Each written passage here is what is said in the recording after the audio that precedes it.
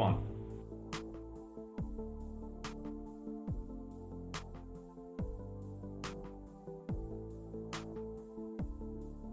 We are raising our guidance.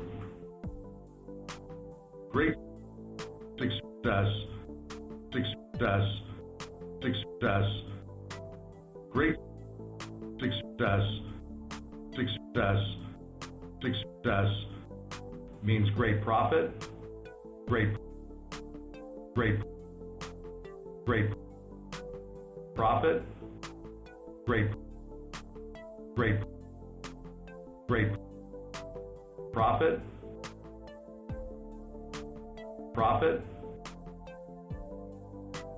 Mediocre success still means profit. Hello, everybody, and welcome to another edition of Live TV Ratings Talk. There's my production checklist. There's the logo for the program. It is Thursday, January 13th. July 13th is my birthday, that's why. January 13th, 2022. I'm Brandon Thurston, and we have TV ratings. AEW Dynamite did a .39 in the demo, 969,000 viewers. Last night on TBS, in the second episode for Dynamite on TBS, Raw essentially tied in the demo. Different nights, Raw going against the college football title game. Raw did a .39 in the demo, 1.6 million viewers. They have the same demo rating, Raw 2,000 viewers higher, with viewers 18 to 49. So, as close as it can get, it could be exactly tied in viewers. It could. There are two other occasions, if we look back at the big spreadsheet that you can get access to at patreon.com/Wrestlenomics. There are two other occasions, which we will scroll back to just to point out. Two other occasions where Raw did edge out. I guess they are not other occasions, they are separate occasions where Raw did edge out Dynamite did edge out Raw in the demo. And it is the week of, I suppose, September 5th, where on September 6th, Raw did 678,000 viewers in the demo. And 2 days later, Dynamite did 681. Those come out to what as demo ratings? An equal demo rating, just like this week, 0.52. Both shows did a 0.52. Again, this week doing a 0.39 for both shows. And then the week before, was it this week or was it the week after? It was the week after. So this was against college football, the first week of college football for Raw. And then this was against the first week of Monday Night Football for Raw. Where, is it not? No, it's this week. This is the first week of Monday Night Football, where on the 13th of September, Raw had 556,000 viewers. Dynamite 2 days later had 574. And there was a difference in the demo rating, 0.43 for Raw, 0.44 for Dynamite. So Dynamite, when you add in the DVR plus 7, Raw did edge out Dynamite in both of these occasions. This week, live plus same day, Raw just barely ahead. Of course, Nielsen is a sample extrapolated onto the population. Who knows what the real numbers were, but these are the numbers that we have. 505,000 for Dynamite, 507 for Raw. If we go back to our slides, we have, oh my goodness, we got WWE stock showing up here. There we go. If we go back to our slides, if we look at what these two shows did across the demos, we have Raw, of course, ahead in total viewership by a wide margin, by 68%, 1.6 million viewers to under a million for Dynamite. Raw's greatest margin is, of course, with viewers age 50 or older. Raw ahead by 86% with viewers age 50 or older, almost doubling. Dynamite's greatest margin was with young adult males, the M18 to 34 demographic. Dynamite 42% ahead of Raw. And if I look at my analysis tab in the Wrestlenomics viewership spreadsheet, we can see that what is that? That is for M18 to 34 young adult males, 109,000 to 77,000 for Raw. Over 1 million viewers over the age of 50 watching Raw, just over 500,000 for Dynamite. So those are their biggest wins, if you will, in the demo. Yes, they're on different nights. Yes, they face different competition. Raw faced tough competition this week in the form of a college football game, the college football title game, which did, if we go to our Raw, the college football title game did 22.3 million viewers, did a 619 in the demo. So a huge rating. It always is a huge rating, the college football title game is.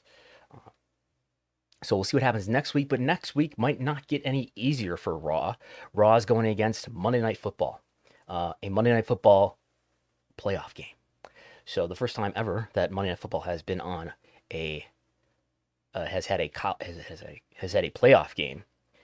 So that will probably do a big rating and will provide tough competition for Raw. AEW ranked number three overall in the demo among cable originals, behind 2 NBA playoff games. So number 3 in the demo. If we look at what was responsible for this, I think the biggest factor of all is Dynamite now for the second week being on TBS and having the Big Bang Theory. We don't know what Big Bang Theory did for a rating last night, but this is what it usually does. In December and November, courtesy of ratingsryan.com, we have all these examples of what the Big Bang Theory does. This is up here in these first, 6 rows or so, 7 rows. We've got 7 examples of what the Big Bang Theory did in November and December. And it did anywhere between a 0.32 in the demo to as low as a 0.26 in the demo. And the Big Bang Theory is providing a strong lead-in for Dynamite, doing something like 1.2, almost 1.3, that's at 8 o'clock, but 1.2 to 1.1, or I should say 1.1 to 1.2 million viewers total. I know that last week in the debut on TBS, there was 1 minute, the very beginning of the show, the most watched minute of Dynamite was last week, the first minute of the show, where the show had, I don't have it in front of me, about 1.7, I do remember it now, 1.72 million viewers were counted as watching the first minute of Dynamite last week, before many of them tuned out and it did a more normal rating. Do I have quarters? I don't have quarters in front of me. Well, we don't have quarters for this week of Dynamite, but I do have some quarter hours for Rampage and for Battle of the Belts to look at. So I put a lot of this to the Big Bang Theory. I put not much of it to the West Coast feed now being in prime time, but a much stronger lead-in than Dynamite was getting from movies. Even as much as you love The Accountant, as much as you love the Godzilla movies, the Star Wars movies, they may have been airing before and after Dynamite on TNT. The Big Bang Theory is providing a much stronger lead-in. We can look at the trends between the differences between Dynamite and Raw or SmackDown in the demo, which have been trending downwards for the most part throughout the history of Dynamite. Of course, Dynamite debuted in October 2019, and the margin of viewers in the demo, we're looking just at the demo here, not total viewership. Total viewership would be a different story for sure. But the margin of viewers in the demo that Raw or SmackDown have in excess of what Dynamite is doing has been declining over time. It's invisible on this chart this week because it was essentially a tie, 0% difference.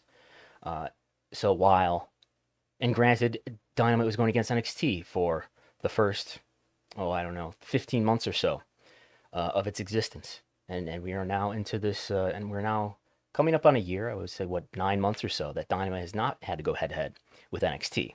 And that margin that Raw or SmackDown are having over Dynamite in the demo continues for the most part, to get smaller. We are seeing SmackDown raise its margin in recent weeks. SmackDown continues to do pretty well. SmackDown is not going against Monday Night Football, of course, but both Raw and SmackDown used to have a bigger lead in the same week over Dynamite. And by the way, that's what we're looking at here, the same week, the same calendar week, if you will. How many more viewers by percentage did Raw and did SmackDown have greater than Dynamite?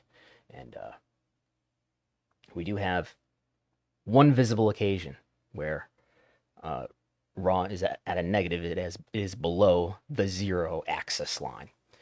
So that's what the trend looks like. Again, so SmackDown doing fairly well.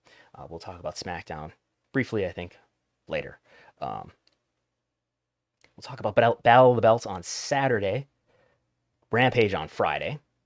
Rampage did 588,000 viewers, did a .24 in the demo.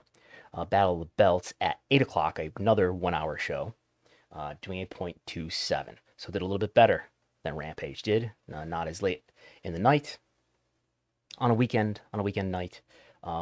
Rampage was in almost the same time slot, but that was Christmas night at 9 o'clock, where it did a .26. Again, this Battle of the Belts, an hour earlier, not on Christmas, for whatever that might be worth, positively or negatively. .27. Again, Christmas night for Rampage, .26. Is that correct? Yes, .26. So almost the same. Battle of the Belts, slightly higher. This Battle of the Belts, by the way, was going against quote-unquote Monday Night Football, but it was really Saturday. It was a game on ESPN, so it's branded as Monday Night Football, I guess. But the Cowboys, another big draw alongside the Big Bang Theory. The Cowboys and the Eagles on the evening game went head-to-head. About 14 minutes of the 8 o'clock hour were the kickoff, the pregame show.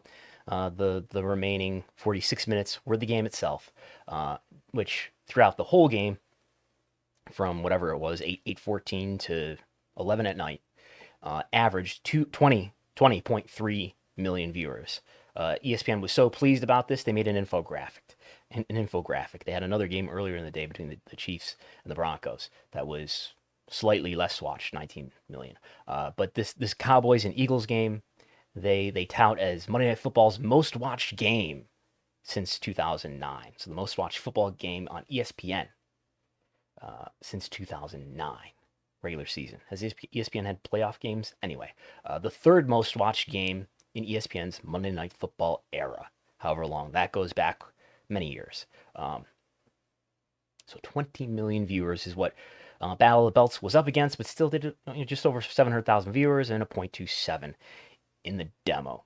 I must raise the question, does sports competition really affect wrestling that much? I mean, undoubtedly it affects Raw.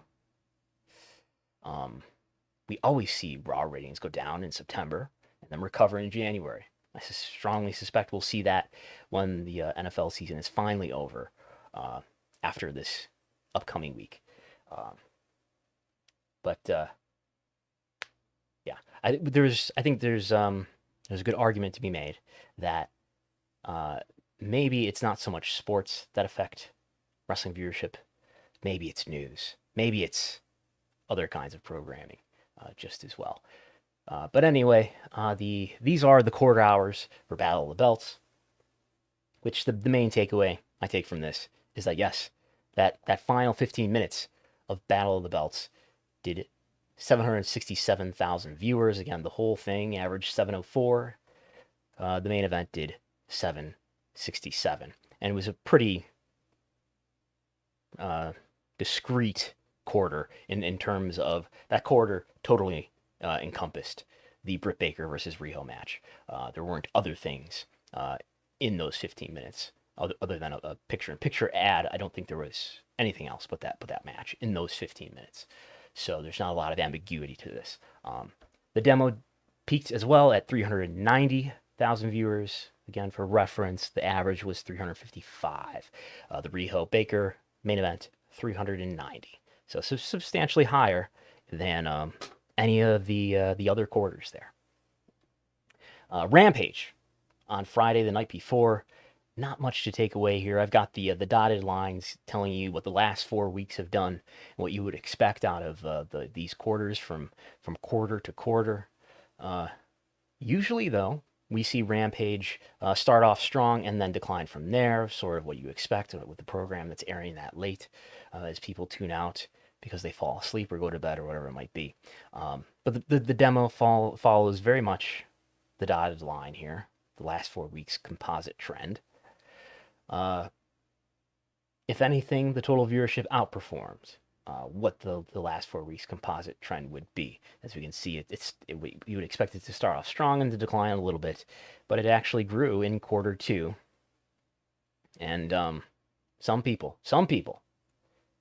will be pleased to know that growth in quarter 2, we cannot rule out that Hook had something to do with it, as the Hook versus Aaron Solo match did happen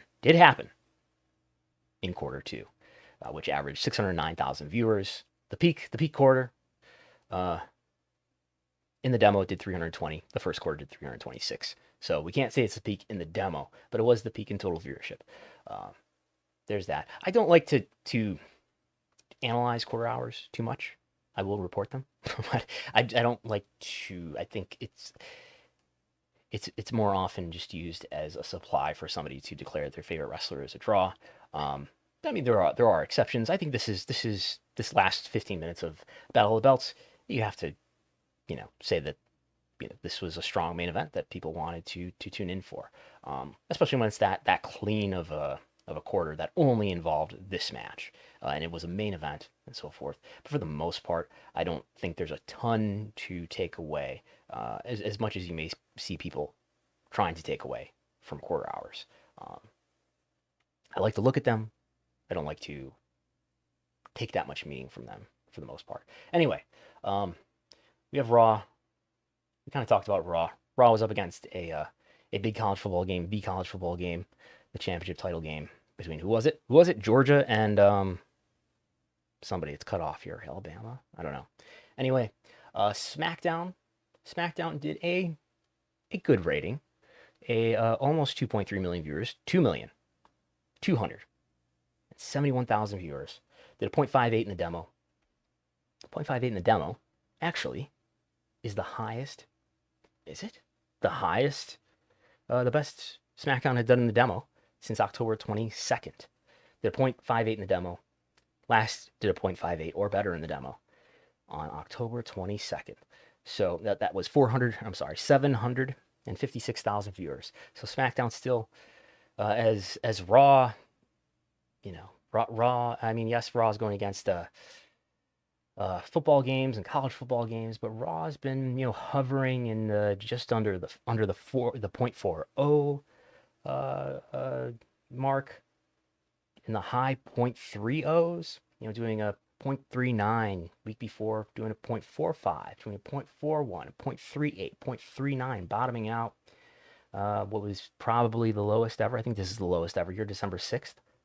0.35, and so SmackDown in some weeks doing, 15, maybe 20 points higher than Raw. I mean, in this week, almost 20 points higher, 0.39 it did this week. So we'll see what happens. We'll see what happens on Fox this coming Friday, and we'll get the number, of course, on Monday.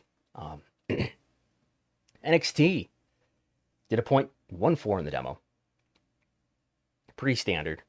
New Year's Evil did a 0.16. The week before that, I hypothesize, was affected by families being together on the week following Christmas.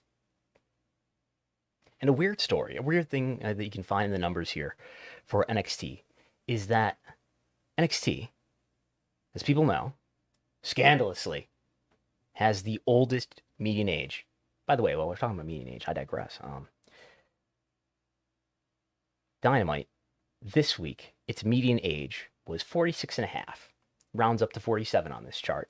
But the week before, debut on TBS, 46. This week, 46 and a half. Substantially lower than where it left off in the weeks before, when it was on TNT, where it was doing the high 40s. So it seems that we have a composition of a younger audience, somewhat, not a ton, that's a huge difference, but this is a significant, it's a noticeable difference. 2 weeks in here, we have 2 data points now. So a younger audience breakdown, and that's apparently contributing to a slightly higher audience overall for Dynamite. Anyway, NXT has old viewers, as many people know. The median viewer this week for NXT on Tuesday was 61. That's right in line with where it's been lately. It's been as high as 64. But if we look, and by the way, that has trended upwards over time. We can look back here in the summer and in the late spring, where it was only in the high 50s, and it has trended solidly into the 60, the sextagenarian mark. Anyway, if we look at the year-over-year trends, we will see that yes, NXT is down year-over-year in the month of December. It is up a little bit in January. It's up 2% against a month of January 2021 when it was going against Dynamite. So far it is up in total viewership. It is down in the demo though. It is down in the 18 to 39 demo, 11% so far in January.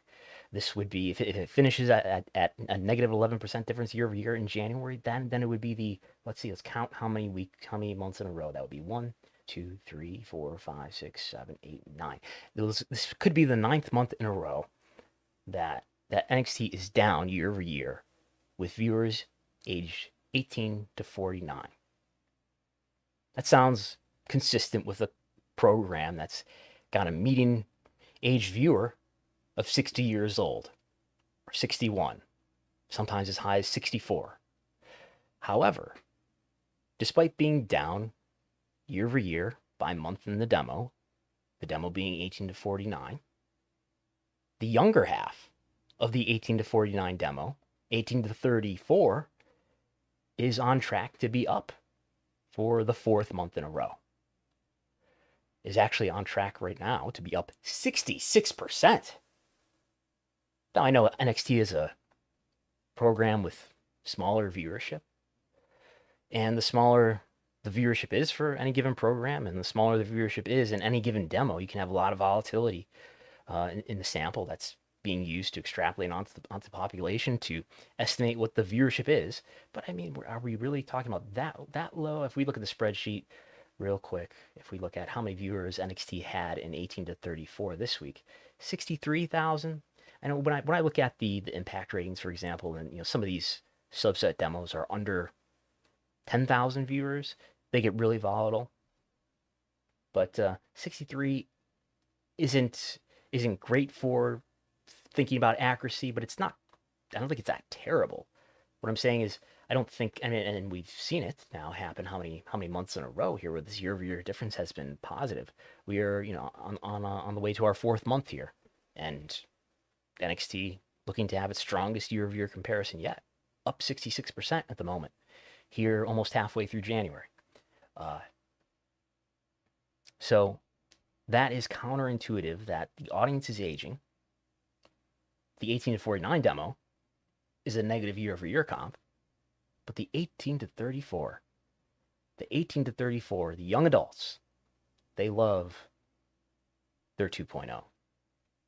So while we can criticize NXT's ratings performance in this 2.0 era, I noticed this happening in and this is it was a plus 2% in August.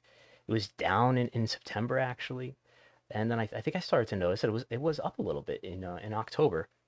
And I think maybe that's just an anomaly or something.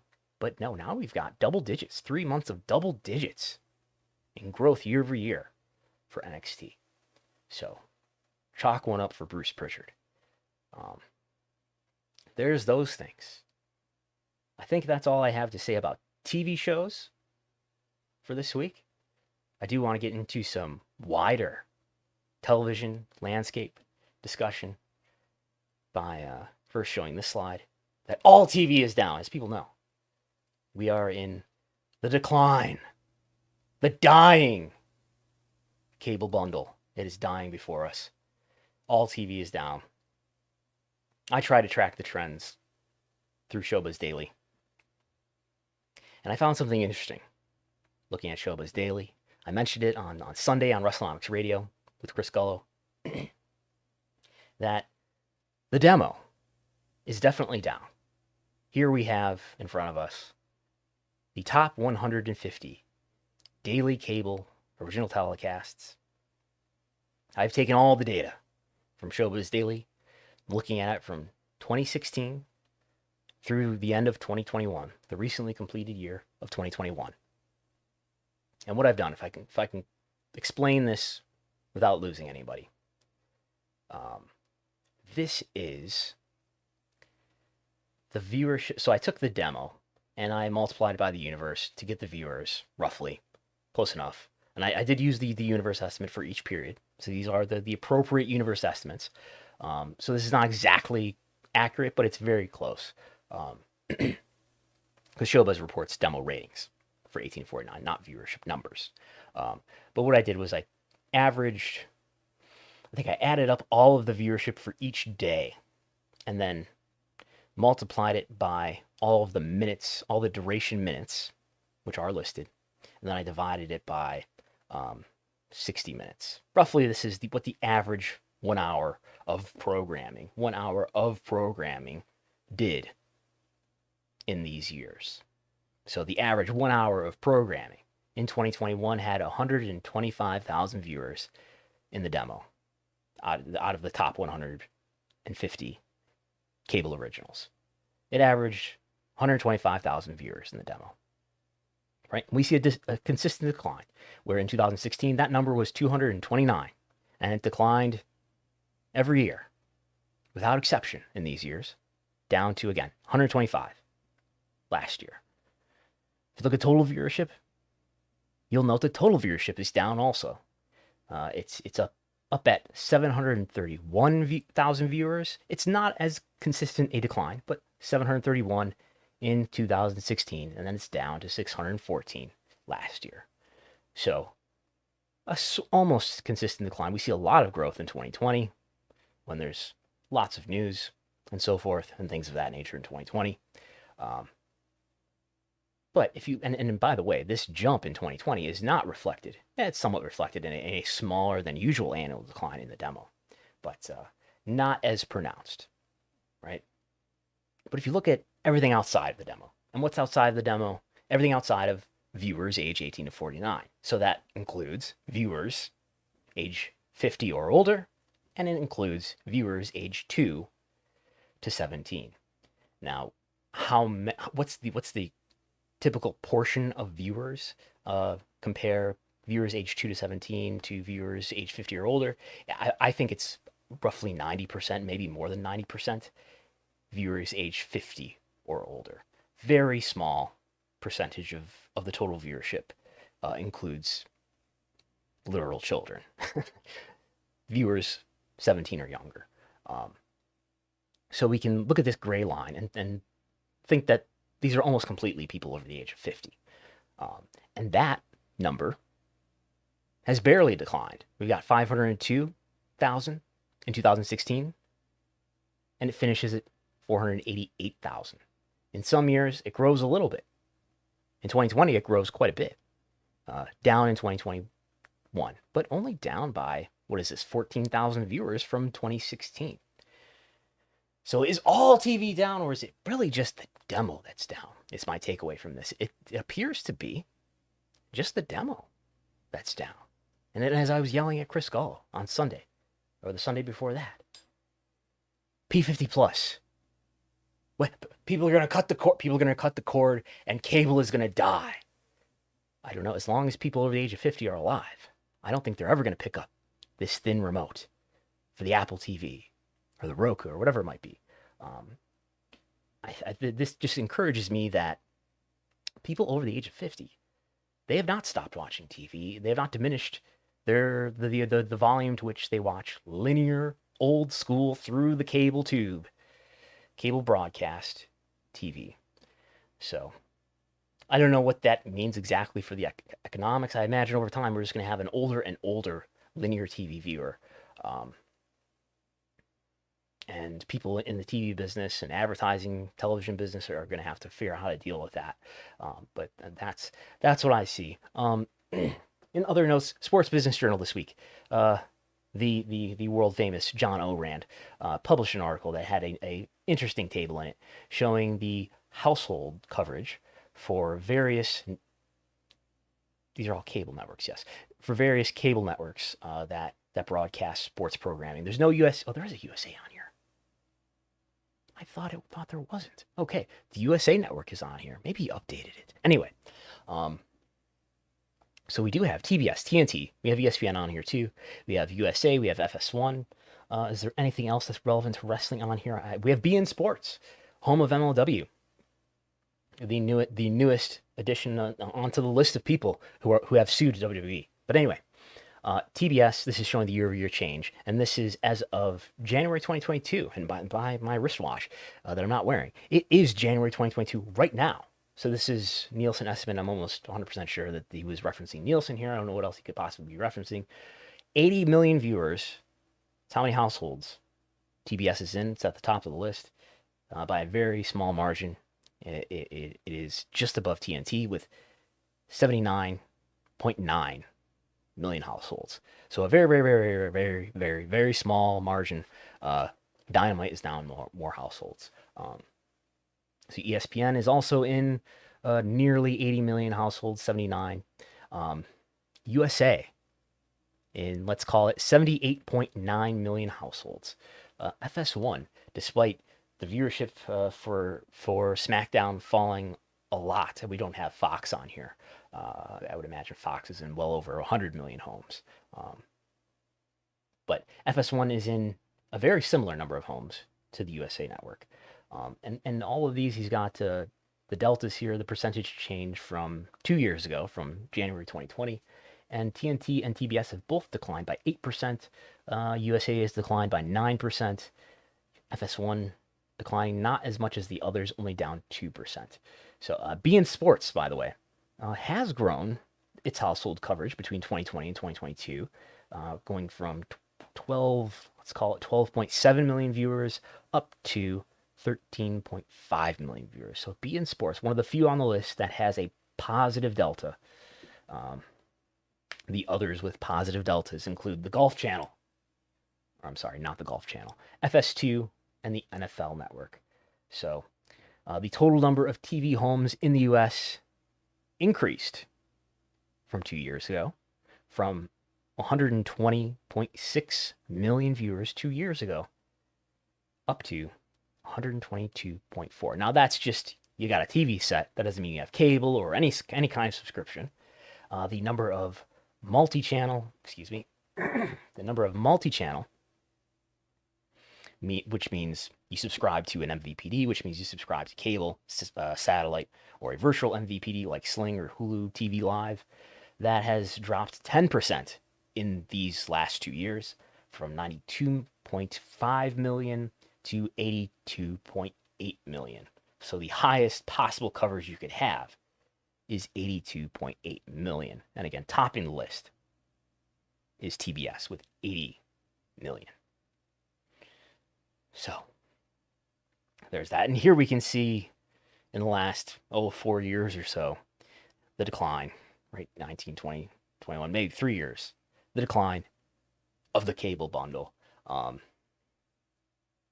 MVPD is not exactly saving the cable bundle here, but it is at least growing in some quarters. So there's those things.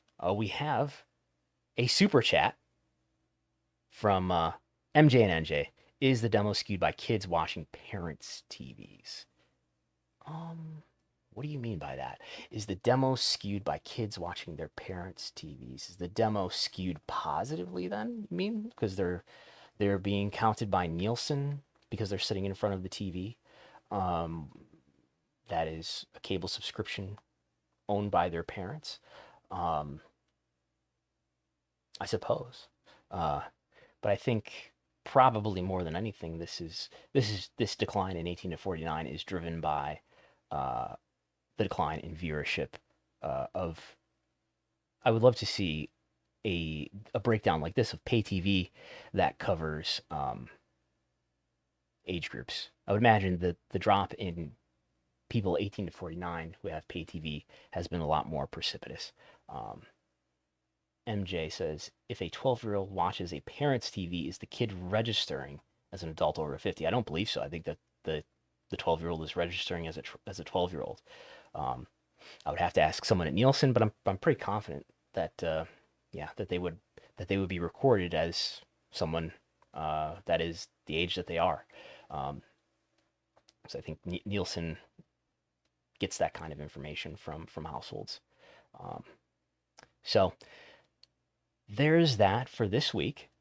You can tune into Wrestlenomics Radio this Sunday, and you can hit like and subscribe on this video, on this channel. If you have not already, share the video.